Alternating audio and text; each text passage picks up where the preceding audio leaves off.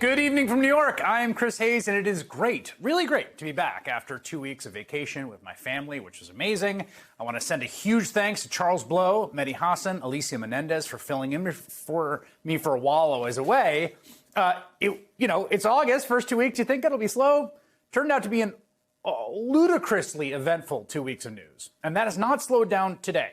We have lots going on. We got more developments in the criminal investigations, plural, into Donald Trump and his associates, including his former lawyer, Rudy Giuliani, who is now a target of the criminal probe into alleged election interference in Georgia, which we will have more on later this hour. But I got to begin tonight, of course, with the aftershocks of the FBI search of the ex-president's Florida residence last week. Now, I have been watching this from a distance. How could you not, really? As Donald Trump and his allies have desperately attempted to spin this story. I mean, the headline normally is like FBI searches, politician. That's bad for the politician, right? Not good for the person in public life that the FBI is searching. But they have just been frantically cycling through excuses to try to turn this on his head, trying to come up with some explanation for why Trump had 11 sets of classified documents, including some at the very highest level of classification, in his home at Mar-a-Lago.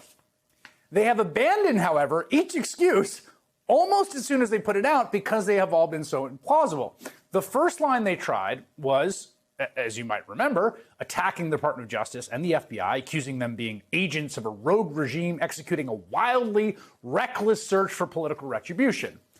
Even though the people overseeing this investigation are someone I like to call the world's most cautious man, Attorney General Merrick Garland, and Trump FBI Director Christopher Wray, the guy that Trump appointed after he fired James Comey. Trump and his backers even went so far as to suggest the FBI planted documents at Mar-a-Lago. Last Wednesday, in one of his weird fake tweets, Trump wrote the FBI would not let anyone, including my lawyers, be anywhere near the areas that were rummaged. They wanted to be left alone without any witnesses to see what they were doing, taking, or hopefully not planting. Republicans and Fox News also fired up the propaganda machine, repeating that bogus conspiracy theory over and over. Do I know that the boxes of material they took from Mar-a-Lago, that they won't put things in those boxes to entrap him? Yeah, how do we know that they're going to be honest with us about what's actually in the boxes? How do we know that was in the box before it left the residence? What the FBI is probably doing is planting evidence, which is what they did during the Russia hoax. We also have a hunch they doctored evidence to get the warrant. Quite honestly, I'm concerned that they may have planted something. At this point, who knows? I don't trust the government. Now, by Thursday, Trump TV had apparently realized that was a little bit of a tough sell, which is not to say, you should just take the word of law enforcement, but the FBI agents planting evidence in Mar-a-Lago. So they trotted out a new defense. He just didn't realize what the hubbub was. He just wanted to take home some souvenirs. Trump's a memento guy. You've seen inside his office, there's a lot of clutter, memorabilia. Trump's team thought they'd give him everything they asked for. But the next thing you know, 30 guys show up with guns and want to look in Melania's closet. What changed? Just a simple misunderstanding. Like, oh, we thought we got to all of it, but we didn't get to all of it. Like, yeah, it's classified stuff, whatever. On Friday, they tried to shift focus onto one of their favorite boogeymen, of course, President Obama. What about his documents? In another one of his, again, weird fake tweets, Trump wrote, quote, President Barack Hussein Obama kept 33 million pages of documents, much of them classified. That's just a lie. There's no truth to it. And the National Archives, who know about this, of course, swiftly responded almost immediately, explaining no, wrong. Quote, they assumed exclusive legal and physical custody of Obama presidential records when President Barack Obama left office in 2017 in accordance with the Presidential Records Act. That, of course, is the law that guides these things, and that is how it is supposed to work when you follow the law. All right, so that one fell apart. Kept going. Trump moved on to the next one, insisting he had waved his magic wand, okay, and through a sort of incantation, a mystical transubstantiation, declassified all the documents from Mar-a-Lago. And of course, one of his allies, again, took to Fox News to spread the new line. This is from President Trump's office. It just came in a few minutes ago. As we can all relate to, everyone ends up having to bring home their work from time to time. American presidents are no different. President Trump, in order to prepare the work the next day, often took documents, including classified documents, to the residence. He had a standing order. There's the word I've been looking for. That documents removed from the Oval Office and taken to the residence were deemed to be declassified the moment he removed them.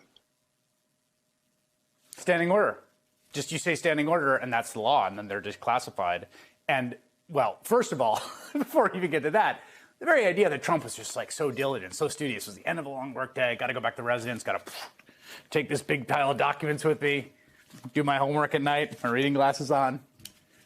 The other thing is that it doesn't work that way, okay? Trump's national security advisor, John Bolton, told the New York Times he had never heard of the standing order Trump's office claimed to have in place. It is, he said, quote, almost certainly a lie. I was never briefed on any such order, procedure, policy when I came in, Bolton said, adding that he'd never been told of it while he was working there and had never heard of such a thing after. That seems pretty comprehensive.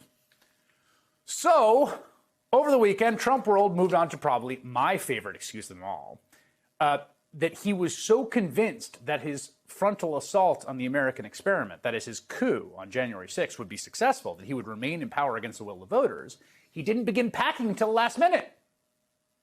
Former aide tells Wall Street Journal, quote, if you only start packing with 2 days left to go, you're just running low on time. And if he's the one just throwing things in boxes, you know, what could happen?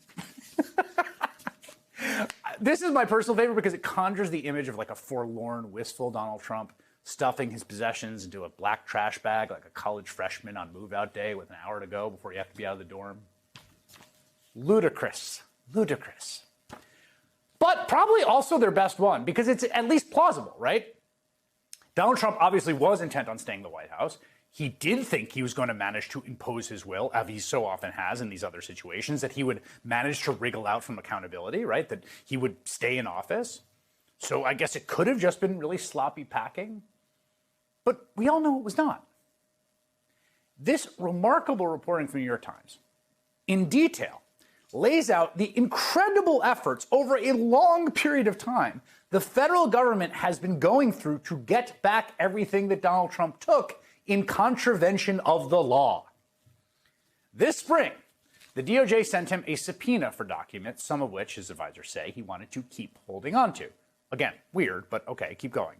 In June, the top counterintelligence official in the Department of Justice went to Mar-a-Lago to try to resolve the dispute.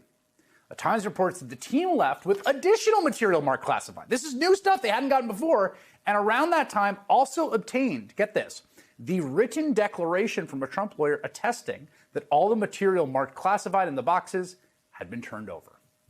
As the Times points out, the existence of that signed declaration could help explain why a potential violation of a criminal statute related to obstruction was cited by the department as one basis for seeking the warrant.